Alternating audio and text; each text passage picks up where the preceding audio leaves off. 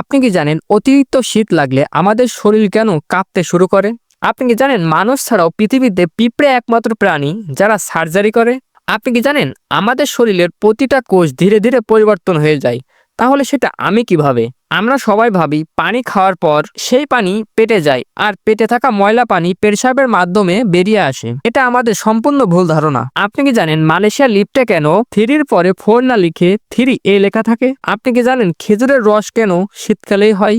এইরকম কিছু ছোট ছোট ফ্যাক্ট জানবো আমরা এই ভিডিওতে। তাহলে চলুন বেশি দেরি না করে ভিডিওটা শুরু করা যাক।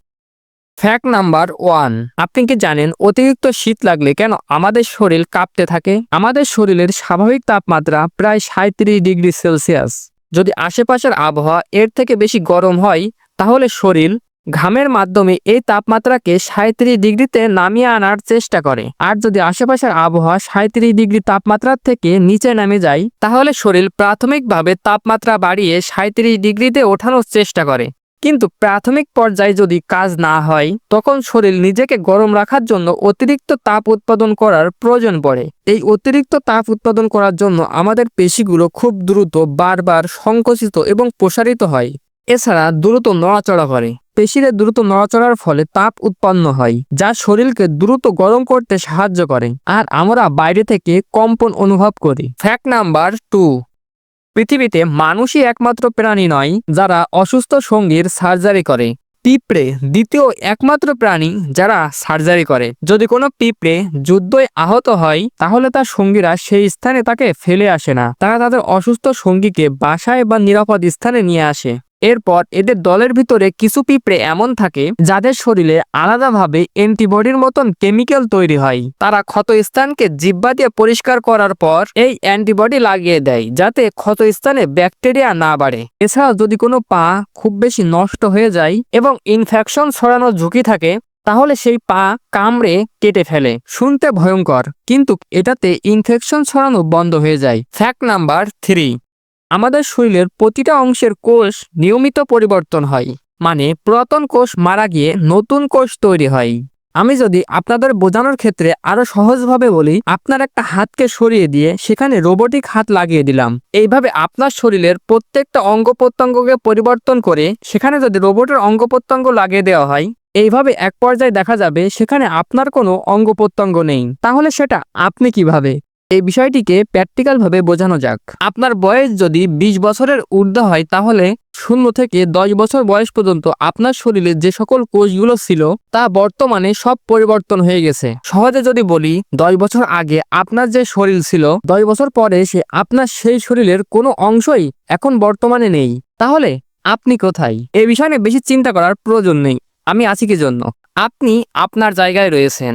আপনার শরীরের প্রতিটা কোষ পরিবর্তন হলেও আপনার ডিএনএ কখনোই পরিবর্তন হয় না। নতুন করে কোষ তৈরি হলে সেই কোষের ভেতরে আপনার ডিএনএ কপি হয়ে যায়। এছাড়া সবথেকে গুরুত্বপূর্ণ হলো আমাদের স্মৃতি ও চেতনা। মস্তিষ্কের অনেক নিউরন খুব দীর্ঘ সময় টিকে থাকে, আর নিউরন বদলে গেলেও সংযোগ স্তরের ধরন বা প্যাটার্ন ঠিক থাকে। এই প্যাটার্নই আপনার স্মৃতি, অভ্যাস, চিন্তা। এই স্মৃতি, অভ্যাস, চিন্তা এটাই হলেন আপনি, যেটা কখনোই বদলায় না। এগুলো যদি নষ্ট হয়ে যায় তাহলে আপনার শরীর তো থাকে কিন্তু আপনি থাকেন না। বেঁচে থাকেন একটা জীবিত লাশের মতন, অর্থাৎ পাগল হয়ে যান। পাগলদের শরীরে সবকিছুই আছে কিন্তু তাদের চিন্তা ও চেতনা থাকে না, যার ফলে তাদের নিজস্ব কোনো পরিচয়ও থাকে না। ফ্যাক্ট নাম্বার 4, আমরা সবাই ভাবি পানি পান করার পর সেই পানি আমাদের পেটে যায় এবং পেটে থাকা ময়লা পানি ইউরিনের মাধ্যমে বাইরে বেরিয়ে আসে। আসলে এই বিষয়টি এতটাও সহজ নয়। পানি পান করার পর আমাদের শরীরে আসলে কি ঘটে?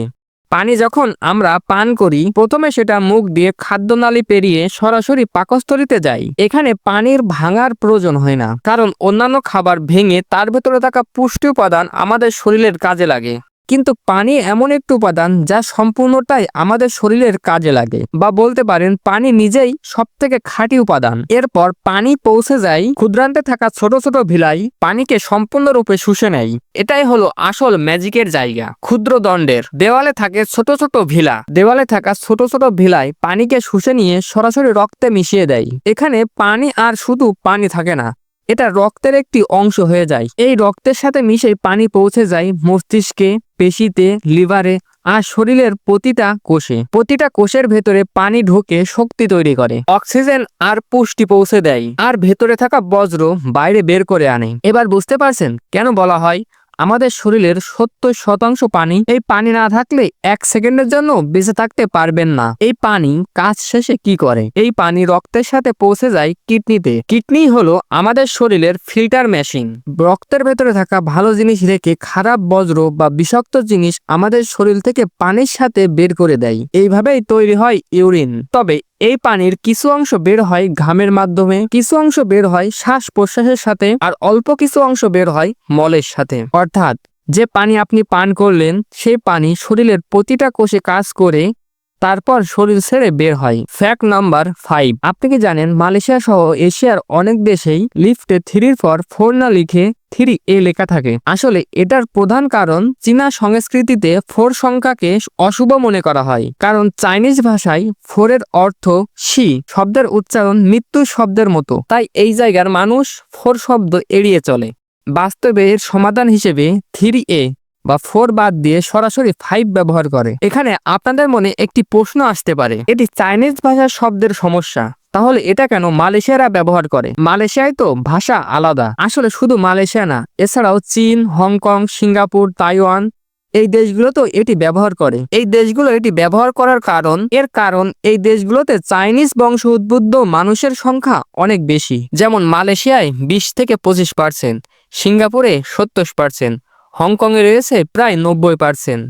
এছাড়াও তো এই সকল দেশগুলোতে প্রচুর পরিমাণে চাইনিজ শ্রমিক রয়েছে, যার কারণে এই সকল দেশেও চাইনিজ সংস্কৃতির ছোঁয়া রয়েছে। ফ্যাক্ট নাম্বার 6, আপনি কি কখনো ভেবেছেন কেন শুধুমাত্র শীতকালেই খেজুরের রস হয়? আসলে শীতকালে রাতের তাপমাত্রা কম থাকায় গাছের ভেতরের পানি বাষ্প হয়ে উড়ে যায় কম, ফলে গাছের ভেতরে চিনি প্লাস পানি জমে রস তৈরি হয় বেশি। এছাড়াও ঠান্ডা আবহাওয়ার কারণে খেজুর গাছের ভেতরের রাসায়নিক কাজ ধীর গতিতে হয়। গাছের ভেতরে থাকা সুগার দ্রুত খরচ হয় না, তাই রস মিষ্টি ও ঘন হয়। এছাড়াও যদি গরমের সময় রস আহরণ করার চেষ্টা করা হয় তাহলে রস হবে, কিন্তু গাছের মেটাবলিজম দ্রুত হওয়ার কারণে গাছের ভেতরে থাকা সুগার দ্রুত খরচ হয়ে যায়, ফলে রস পাতলা বা রসের ভেতরে সুগারের পরিমাণ থাকে না বললেই চলে। এছাড়াও শীতকালে আরো কিছু সুবিধা রয়েছে। কম তাপমাত্রার কারণে রস দ্রুত নষ্ট হয়ে যায় না, রস পচে না, ফলে রস ভালো থাকে এবং খাওয়ার উপযোগী থাকে। তো এই ছিল আমাদের আজকের আয়োজন। তো কেমন লাগলো আপনার কাছে ভিডিওটা?